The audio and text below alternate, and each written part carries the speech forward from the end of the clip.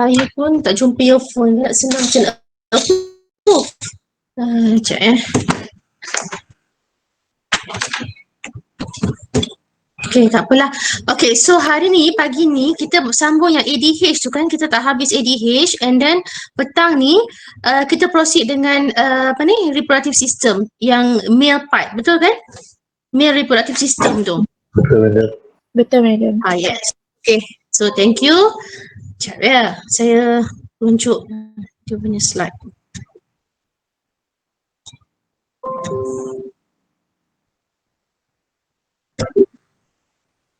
Okay.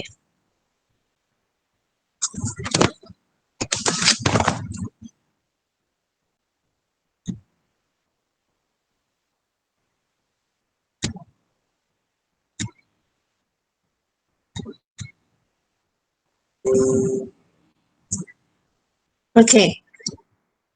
Okay, class. For this part, role of ADH and aldosterone.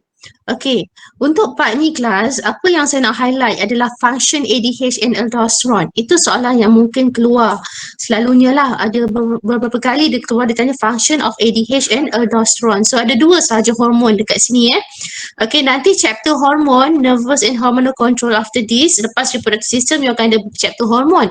Dekat situ baru dah you have fast hormone function in details.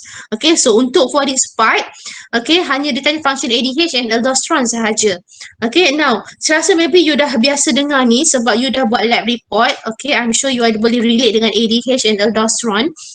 Okay, so actually you kena ingat balik, function kidney is to osmoregulate, okay, to regulate your water and salt concentration in your body. Okay, so we have two important hormones here, ADH, antidiuretic hormone, and aldosterone.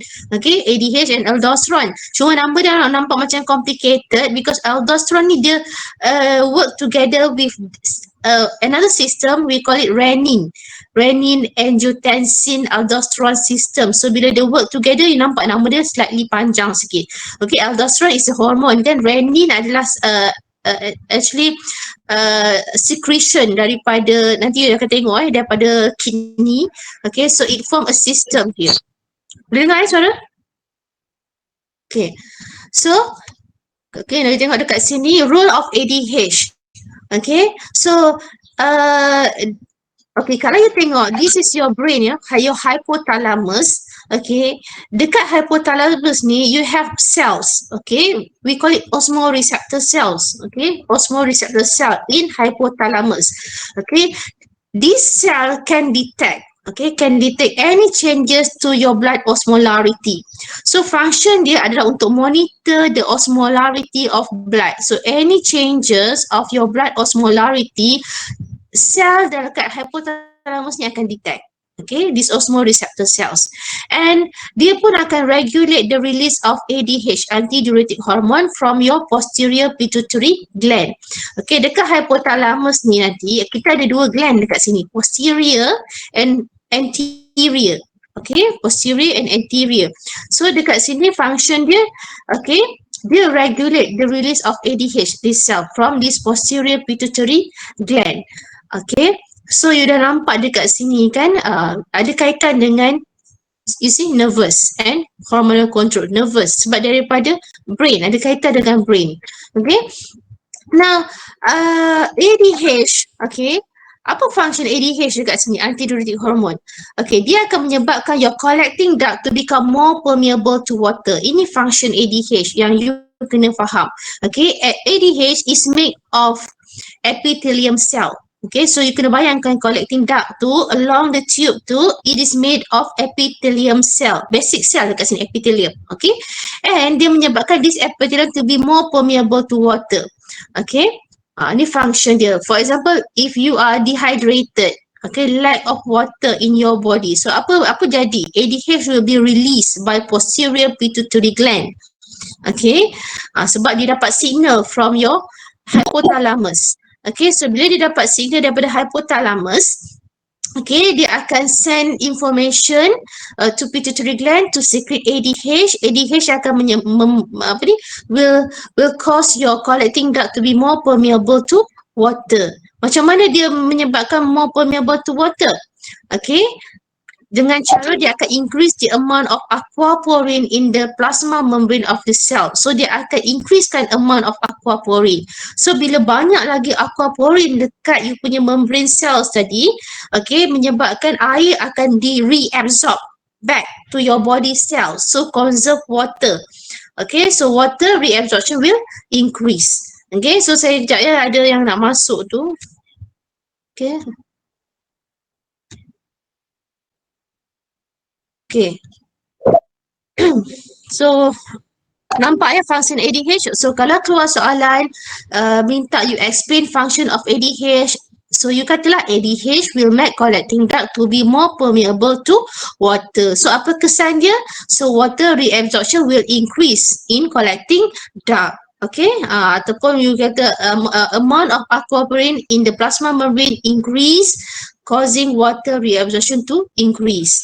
Okay, that is how you explain lah. Okay, semua okay ya? Okay, madam. Okay, madam. So satu je point sini, ingat function ADH. Okay, now kita punya blood osmolarity is around 300. Okay, tapi bila dia increase more than this value, okay, apa jadi ADH level increase. Okay, of course lah dia sebab kepekatan dah makin tinggi. Maksudnya dah become hypertonic to the cells kan. So dia akan menyebabkan ADH level increases.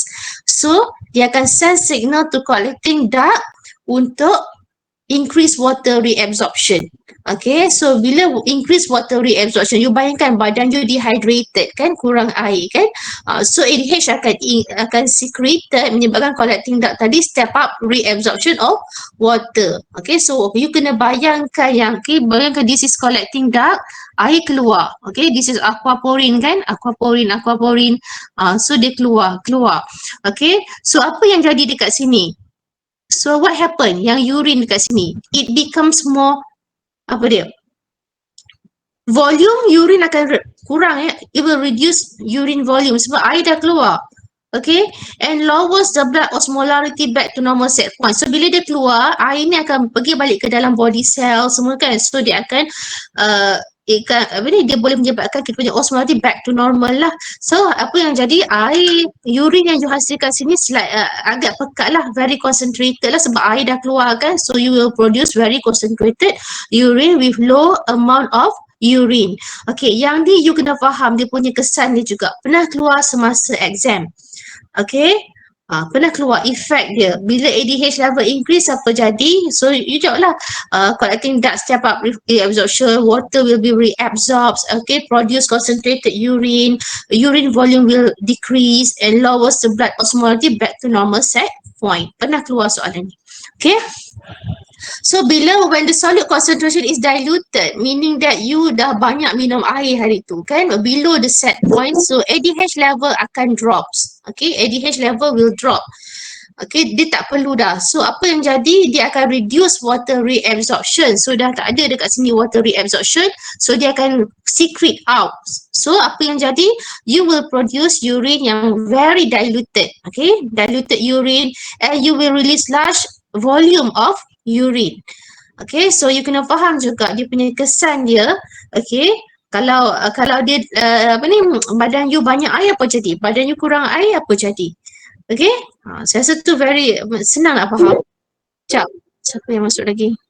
Susah sebab saya tak pakai ni. Okay.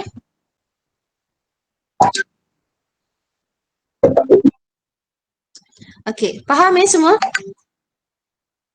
Faham, madam. Faham. Okay, so basically this is a diagram. If you can describe this diagram, so you boleh, that's it, you faham lah. Okay, so hypothalamus again, dekat sini we have osmoreceptor cells. Okay, and dia akan trigger your posterior pituitary gland. So when you you punya bila you haus apa jadi lack of water kan, so dia akan detect okay, osmolarity in your blood, and then dia akan secret posterior will secret ADH. ADH akan affect on your collecting duct. Dia akan increase water reabsorption by making the collecting duct more permeable to water, and at the same time dia akan increase number of aquaporin. You kena ingat ni, air keluar secara osmosis dan juga secara using your aquaporin. Ada dua cara, osmosis and aquaporin. So bila dia apa ni, kesan dia dekat collecting duct become more permeable, and aquaporin pun akan bertambah dekat collecting duct tu. Okay, so increase water reabsorption and your normal blood osmolarity again 300 milliosmolarity.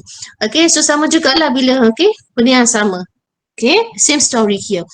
Yang ni tak adalah nak detail sangat, cuma this is the story how your cells make aquaporin. Okay, you can see here, this is aquaporin kan. You dah pernah belajar plasma membrane. Dekat plasma membrane ni we have a lot of protein.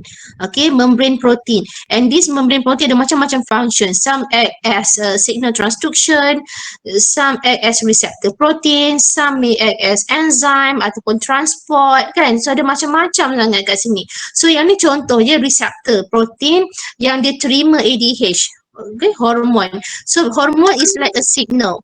Okay, this is like signal. So bila dia bind to this receptor, dia akan send signal. CAMP ni semua kita akan belajar detail dalam chapter hormone nanti.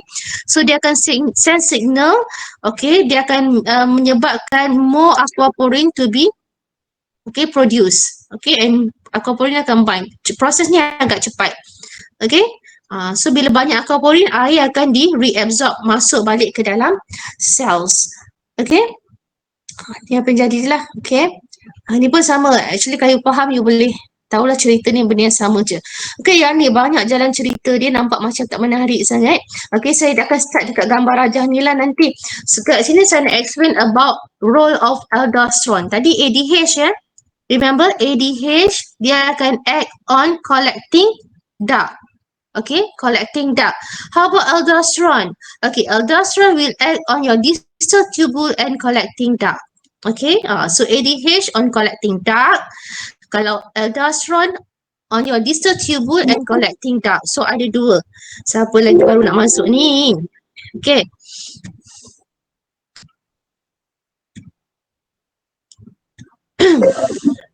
Okay.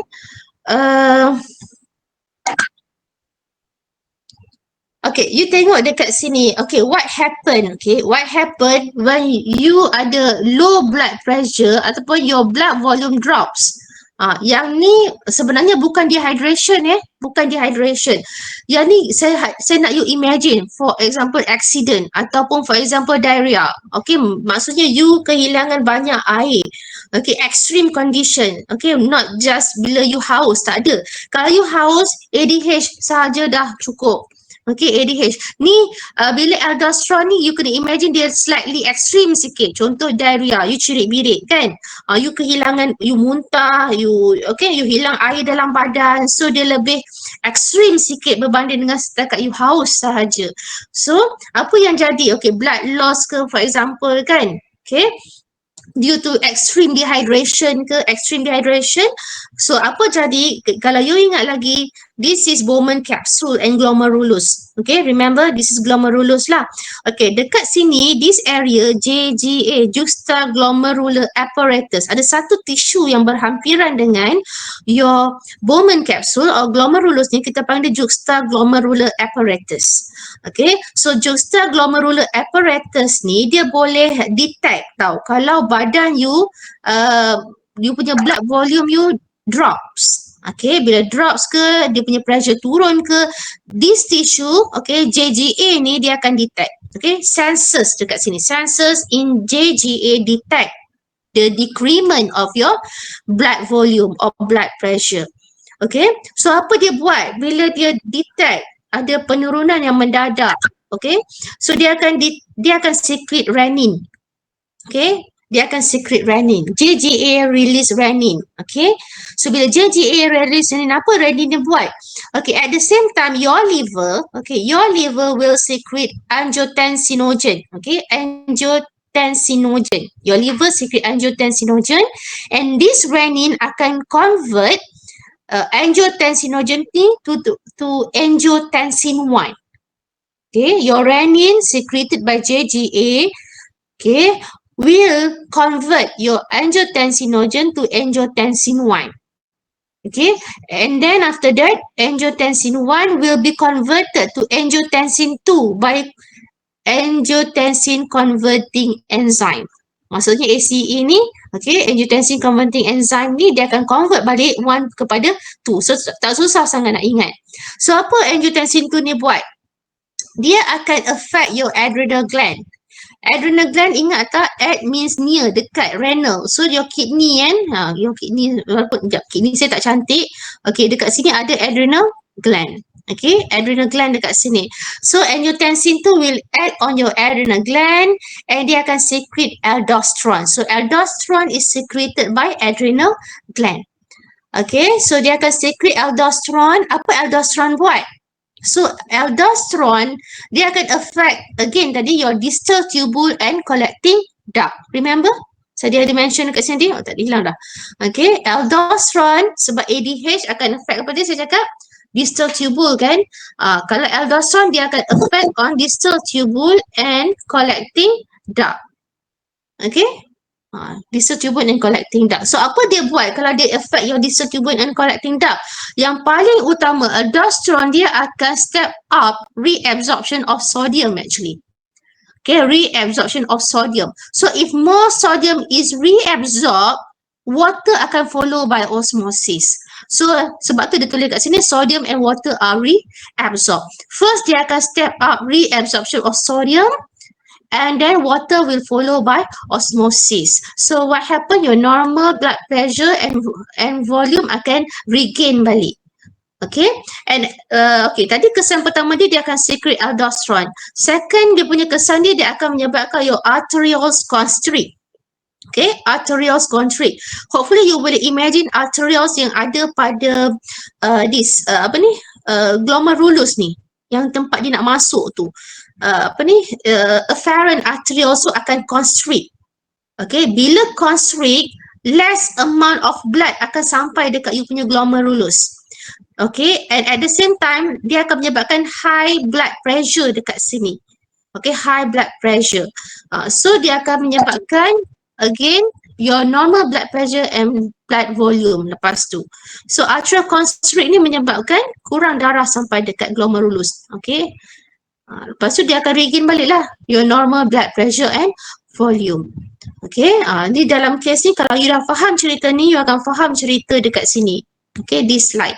Okay.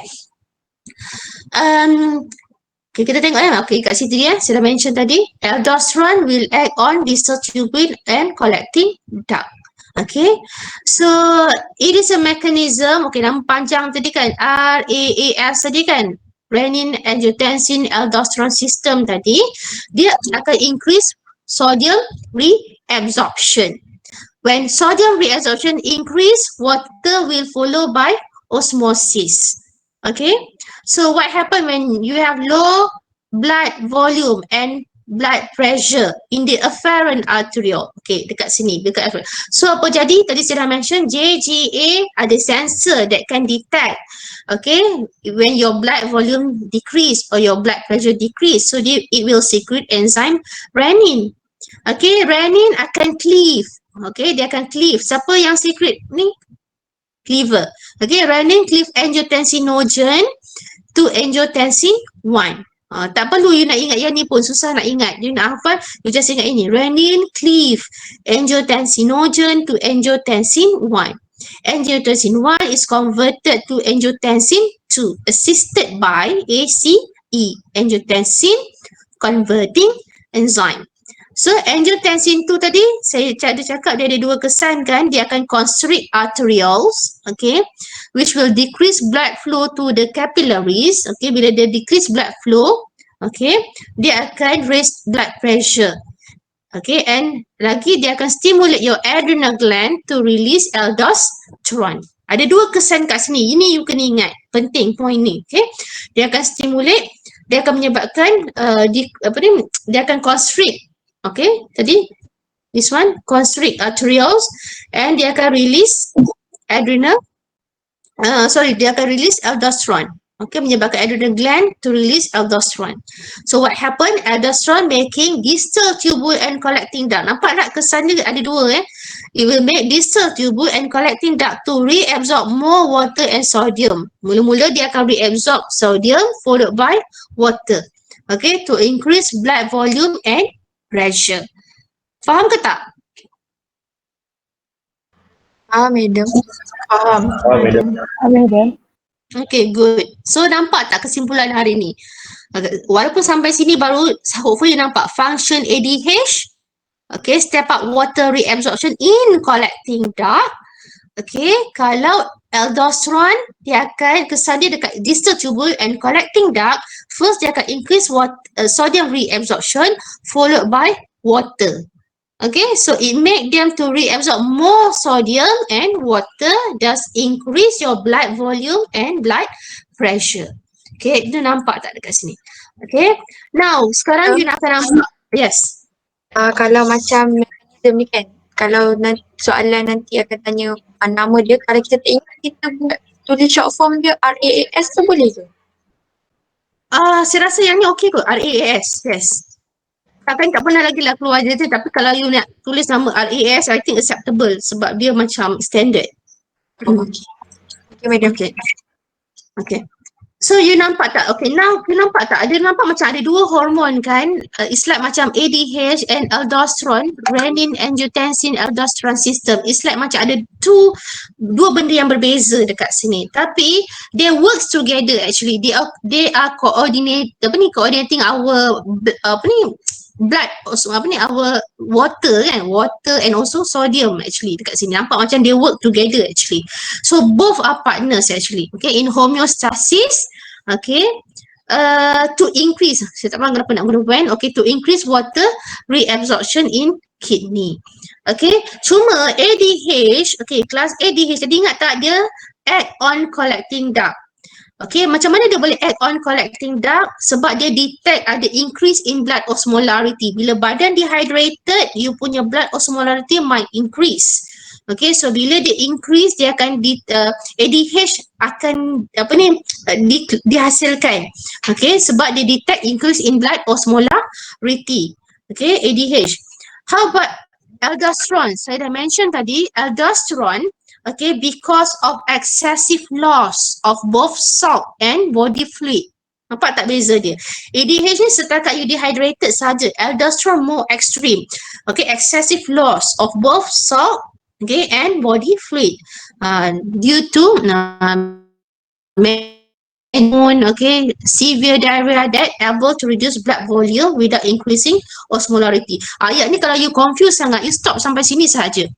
Okay, sebab you dah boleh imagine dah bila excessive loss of both salt and body fluid disebabkan oleh kecederaan yang teruk, apa jadi? So you pergi balik slide yang tadi yang nampak tak ni? Aldosterone buat apa? Dia akan making distal tubule collecting duct to reabsorb more sodium followed by water to increase blood volume and blood pressure. Cukup. Okay? Nampak tak?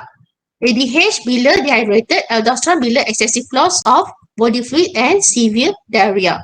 So dia akan step up sodium reabsorption followed by water. Dekat sini dia akan increase permeability of your collecting duct and also aqua pouring.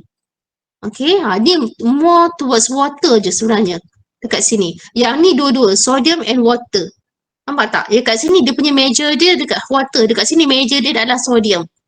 ADH release sebab water ni, sebab blood osmolarity. Kalau aldosterone ni dia release sebab excessive loss of both salt and body fluid. So dia akan step up sodium, barulah water akan follow. Okay? So kalau ADH saja, ADH alone, mungkin dia akan menyebabkan water reabsorption tapi tak ada macam sodium ni tak berapa nampak tak efektif untuk dia reabsorb. Okay, kalau yang ni pula RAAS ni pula dia lebih kepada nampak tak sodium reabsorption, maintain body fluid osmolarity at the set point by stimulating sodium reabsorption. So you akan nampak okay, ADH more towards water, aldosterone more towards sodium. Okay, sodium reabsorb, water will follow by osmosis. Yang ni increase in blood osmolarity because of dehydrated, water will be reabsorbed by increasing permeability of collecting duct and increase aquaporin in your collecting duct. So that's why dia saling memerlukan ADH and aldosterone. Semua ni dalam keadaan yang lebih ekstrim. Okay, faham ke semua? Nanti baca balik dekat buku Campbell. Okay, Campbell lebih senang nak faham. Okay, baca kat Campbell then you akan faham. Semua okay Clear, madam. Okay, madam. Okay. Madam, Ya, maksudnya kalau in extreme condition, dua-dua function lah. yes, kalau ekstrim saya rasa dua-dua akan function. Cuma setakat yang kita macam biasa-biasa hari-hari ni setakat release of ADH sahaja dah cukup. Kan? Kalau ekstrim tu kalau macam contoh you dah kan betul-betul dah kelaparan tu mungkin dua-dua lah sekali kan. Kehausan sangat ke kan? Okay. Okay, madam. Faham Okay. Faham. Tapi sebenarnya kan slide yang you kena ingat slide sini. Yang penting slide ni, slide ni function ADH. Mana function ADH tadi? Yang ni function ADH. So you kena faham function ADH dengan function aldosterone tadi. Okay? Yang ni lah. Yang ni pun you kena faham. Ni pernah keluar soalan tak yang ni sprite? Pernah keluar. So you tahu je lah bila ni jadi apa. Kesan dia. Aldosterone, arterioles. You kena faham kesan dia juga. And function dia. Okay. Next, homeostasis mostly about negative feedback. Okay, positive feedback ni jarang lah sebab positive feedback dia akan increase dia punya apa ni, increase more dia punya kesan itu kan dia akan lebih lagi kan kalau dia macam bukan nak betulkan balik dia increase lagi. Okay, tapi ada wujud and sometimes it's good actually. Okay, do not usually contribute to homeostasis. Ni yang saya cakap. Okay, positive feedback do not usually contribute to homeostasis. Okay, tak perlu you hafal ayat ni sebiji-sebiji. Tak ada. Okay. Okay, just faham je. Any deviation or disturbance from the normal set point leads to further increase in the deviation. Nampak tak? Ada increase lagi. Okay. Now, it is usually harmful but in certain condition dia might be useful. Okay, for example during labor, you pernah dengar tak masa nak bersalin, okay, masa nak bersalin hormon oksitoksin ni akan dihasilkan. Okay, have you heard oksitoksin sebelum ni? Dah pernah dengar ke? Pernah. Okay, apa function dia yang you belajar, yang kata you pernah dengar tu sebelum ni? Ke tak? Pernah dengar tak ada function dia? Tak ada? Okay. Tak pasti. Okay, siapa? Okay, kalau macam masa nak bersalin kan kelas. Okay, masa nak bersalin, kalau sometimes ada orang yang susah nak bersalin ataupun nak mempercepatkan proses bersalin, dia akan induce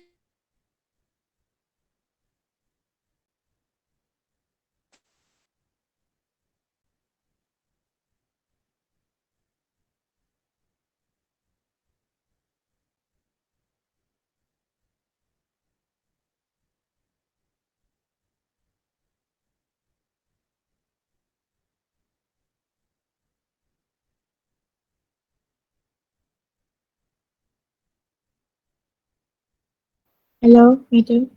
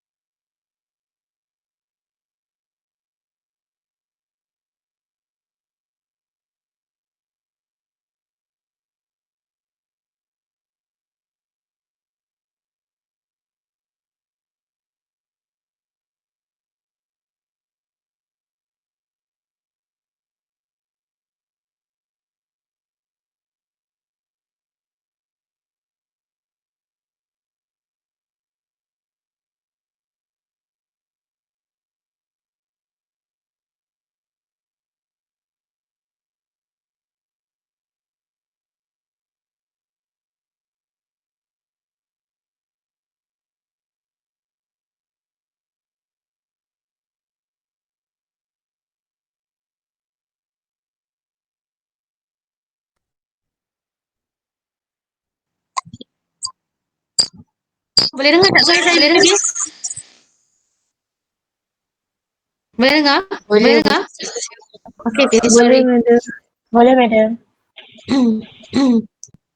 Okay, tadi saya cakap pasal gema eh? Gema eh? Ya, madam. Kenapa gema?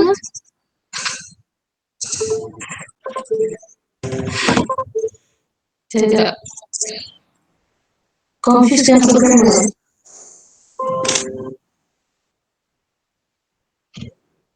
Okay. Sekejap, kenapa gema?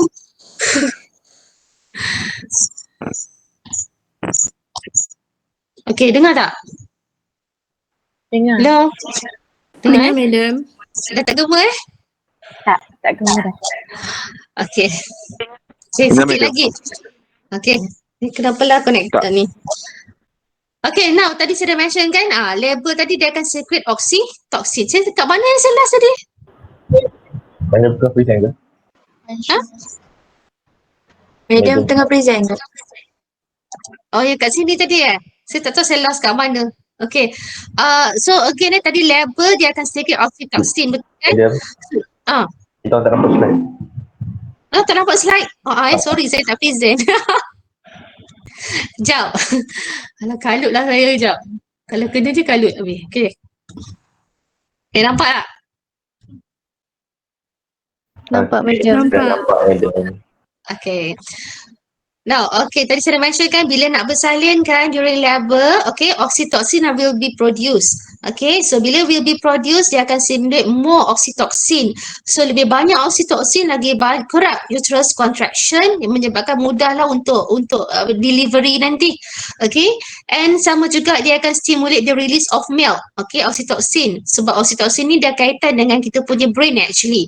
So, bila baby menghisap susu, dia akan stimulate oxytocin. Okay, so lagi banyak oxytocin keluar, okay, the more your hypothalamus ni akan send signal actually. Okay, dia akan menyebabkan lagi banyak oxytocin keluar, which will further stimulate your milk gland to produce milk. Okay, sebab tu digalakkan baby menyusu lepas lahirkan, sebab kalau you tak menyusu, you tak akan stimulate oxytocin, so tak akan ada milk production. Okay, dia kena paksa baby menyusu. Setengah ibu yang muda-muda ni dia tak nak menyusu sebab dia kata tak ada susu. Macam mana nak ada susu sedangkan you tak stimulate? Okay, stimulate kena ada baby untuk suck. Kalau baby dah hisap, then barulah oxytocin will be released. Lagi banyak oxytocin dia akan stimulate lagi more and more and more. So hari ketiga nanti you akan banyak susu sampai bengkak. Okay, nanti you akan ingat nantilah. One day you akan lagi 5-6 tahun kan, you akan kahwin kan. So ingat, first day benda yang pertama you kena lepas bersalin, bagi baby hisap susu untuk stimulate oxytocin. And at the same time class, bila you bagi baby hisap, okay, selain daripada dia stimulate release of milk, dia akan menyebabkan, saya boleh relate balik dengan yang atas ni, uterus contraction. After bersalin, kita punya rahim ataupun uterus kita masih mengembang.